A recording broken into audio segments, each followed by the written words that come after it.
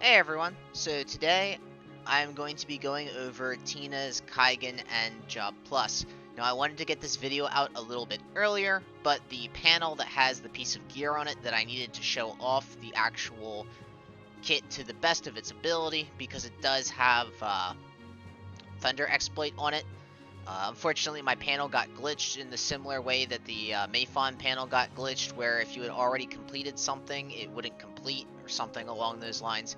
But anyways, after the last update, they fixed it, so I have the piece of gear now, so I can finally go over this.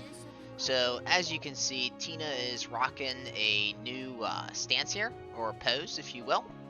And as you can see, it's got this nice little animation with it. I think it's adorable. Unfortunately, there is a small mess up where she does not hold bows correctly if it's not her own bow. That is unfortunate because she will need to use the Lyle bow if she wants to be relevant. However, I can look past it because it doesn't appear in the actual fights itself, although unfortunately the bird doesn't either. So let's take a look at her Kaigan. So Tina, it's okay to 553 her, but it's also okay to 554 her. And the reason 554 is okay for Tina, despite the fact that she is not an evade unit, is because the third gate does give dex, and although it's very, very little dex, it is possibly worth it to put that in. However, I haven't yet. I might in the future, just not now. So, as far as Tina's setup goes and Nenso's go, without a doubt, you're going to want to put Nina's Nenso here or Mocha's Nenso. And Mocha's Nenso is without a doubt the best Nenso to put here, but Mocha's Nenso is extremely limited and hard to get. And I don't feel like moving Nina's Nenso onto Tina right now. So the next best option is actually just going to be Lyle's Nenso. And the reason we use Lyle's Nenso is because it's got the base dex stat on it. And she's not going to get any of these other groups, but she will get access to one of these vision abilities, which is actually a decently potent attack that she can use in fights. So out of all of the Nensos that you could possibly choose that have nothing to do with Saga units as a whole, because there are only 2 Saga Nensos in general, and they're both not necessarily easy to get, Lyle's Nenso is probably going to be your best bet. Now, as far as gear looks, you're going to want to use Lyle's bow, and as you can see, I have 5 of these things. And I'm just going to throw this out now because people have asked me. You can have as many VCRs that you want off of a Nenso as long as it didn't come in shards or it doesn't say otherwise. So Fiona's Nenso gave you 777 of that Alchemist doll shards. We just call it the Fiona VCR here in Japan. And because of that, when you get those 777 shards, that normally means you only get 1 copy of that particular piece of gear. Now, something I did want to note is there have been a couple occasions where we'll get gear in packs of like 80 shards, and then we have to get the rest of it through shops. I believe at least 2 of them now, the Brig Nenso VCR and the Suzuka Nenso VCR, you could have more than 1 copy of that, but I think it was still limited to 3. I'd have to double check on that, but just in general, if you don't get the full item, just assume you can get as many of them as you want, unless stated otherwise.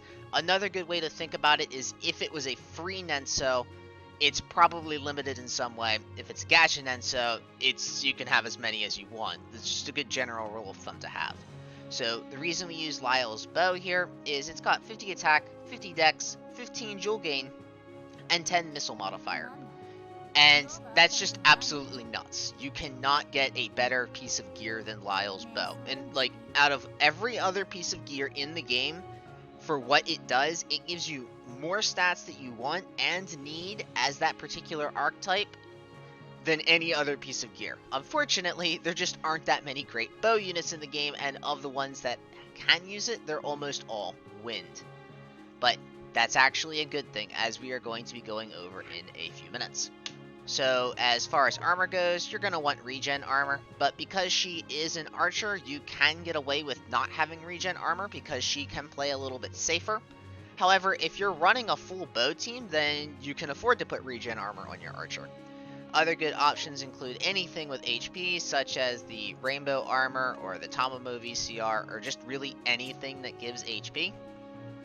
If you do not have the Lyle VCR, I highly suggest getting some form of 15 jewel gain on her, whether that's the Belva Pendant or the Curious Doll. I highly suggest it because the one thing you will know about the archetype, if you haven't noticed yet, archers generally have relatively low jewel gain and somewhat decently expensive attacks, especially in Tina's case. So you're going to want as much jewel gain as you can, which is one of the reasons why we love Lyle's VCR.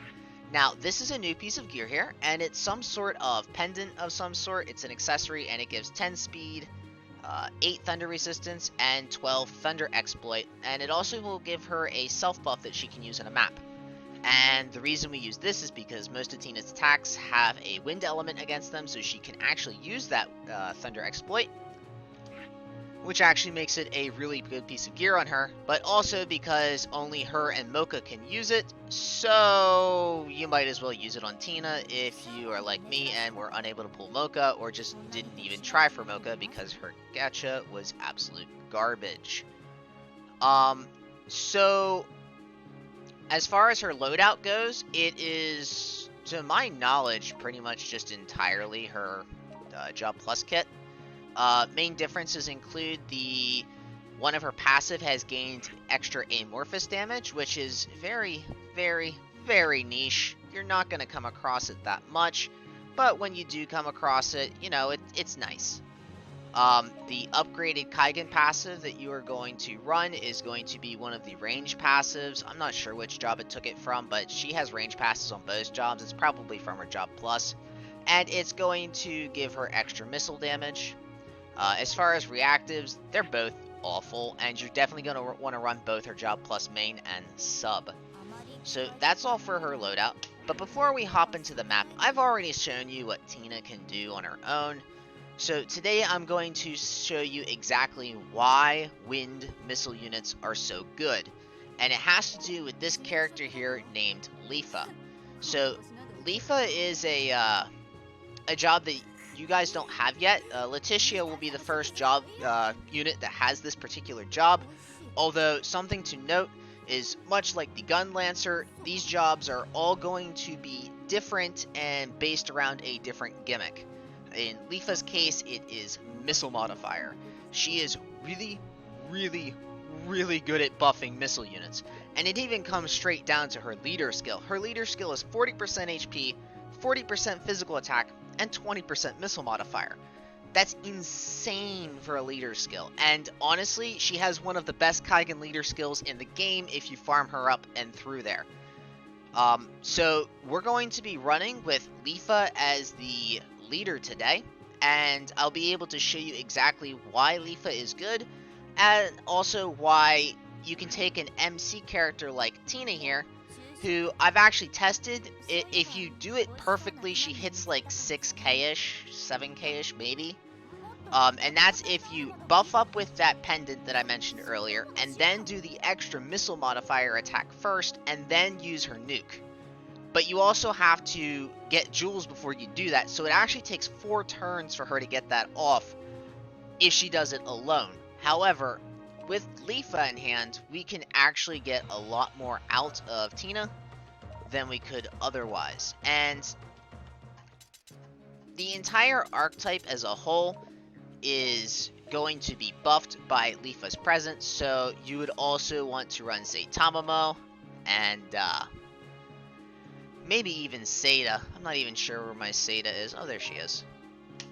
And a team like this, maybe with a Black Killer Artemis 2, all of a sudden you have a team that's being buffed by one unit, and then you have just missile modifier just galore over all of your units. But I'm going to take these units out because we're not going to be using them today, and I'm not going to subject you to sitting through their turns. I also have to make a couple videos today because I'm going to be going over a new player guide for the post-Kaigan era, as well as, hopefully if I have time, going over the new collabs. Well, not necessarily new, but the reruns of the collabs we're getting with a couple of new things.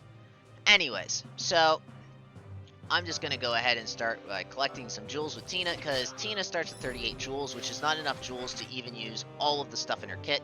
So you're always going to want to start off with some jewels. And one of the greatest parts about this job, and I'm just going to be calling it the Aya job. I don't know if this is correct. It probably isn't, but that's just kind of what we have come to in Japan, because we don't have a really good translation of this yet. So we'll be waiting on that global translation. It might be one of the few ones that I actually constantly use. Now, it does cost 120 jewels, but this is actually a really insane buff. It's unfortunate that it costs so many jewels, but the buff itself is going to give you a ton of stats. It gives you basically 60 of all of your major stats. I think it's like 20 agility. It's really good. And as you can see, Tina's already hitting a respectable amount of damage just with basic auto attacks. With her nuke, she's already hitting almost 6k. However, we definitely can do better. So I'm just going to go ahead and waste a turn here with Tina, so I can actually show you what she can do. So now we can go over here and we have this 25 jewel buff, and we can buff her up even higher. So now she can up Tina's shot modifier. So now Tina is going to be an absolute monster.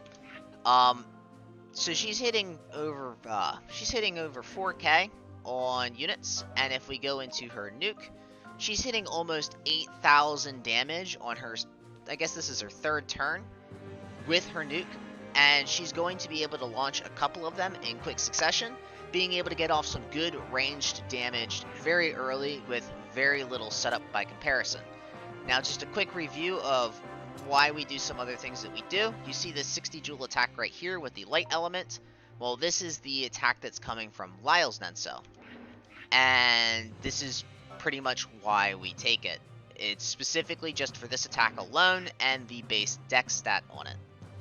Now, there is one more thing, two more things actually, that I want to show you, and that is we do have this new attack here, and it is 24 joules, and it's basically going to give Tina an extra attack option that, while it's not as powerful as this attack here, this is definitely a faster attack as it has no charge time, and it still does respectable damage. As you can see, it's doing more damage than the rest of her kit does in general.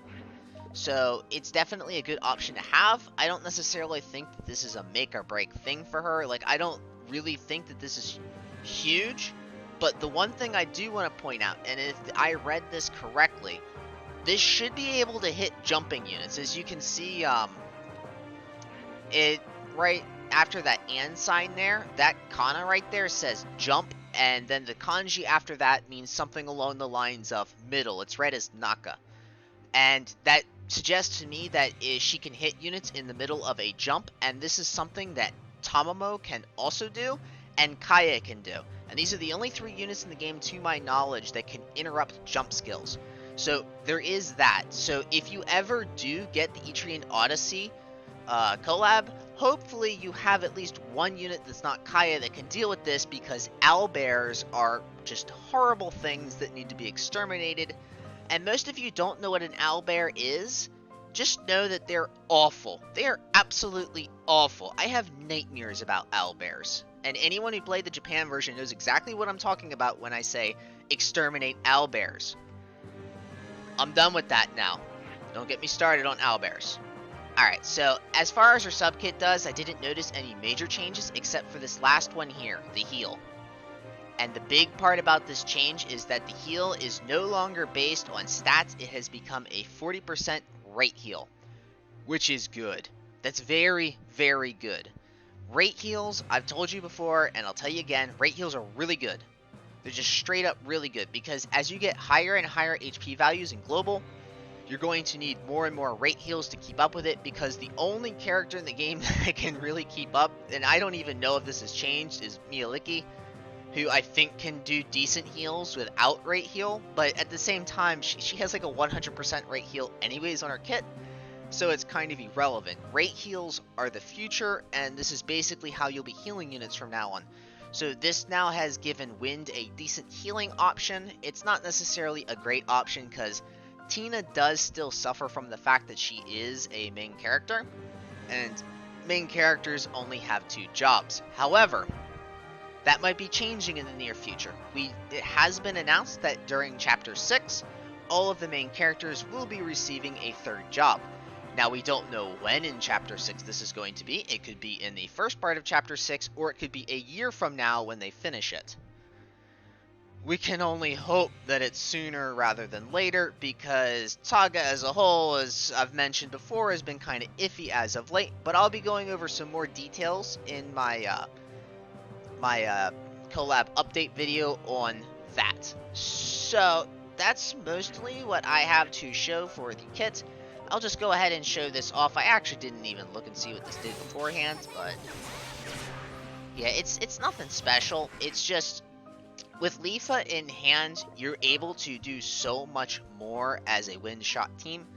And something else I want to mention is Black Killer Artemis. While Black Killer Artemis isn't able to buff your team like Leafa can, Black Killer Artemis also has a very, very good leader skill that's comparable to Leafa's.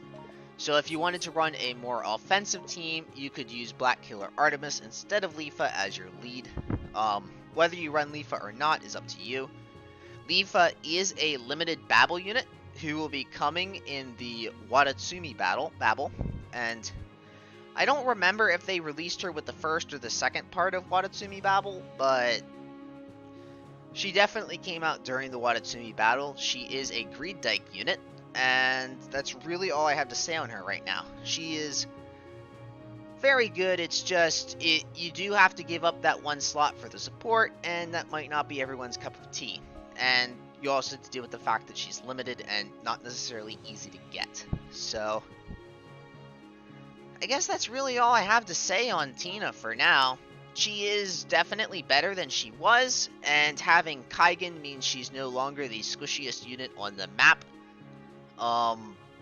And yeah, that's Tina for you. If you have any questions, like always, leave them in the comments. And thanks for watching as always. I hope to see you next time.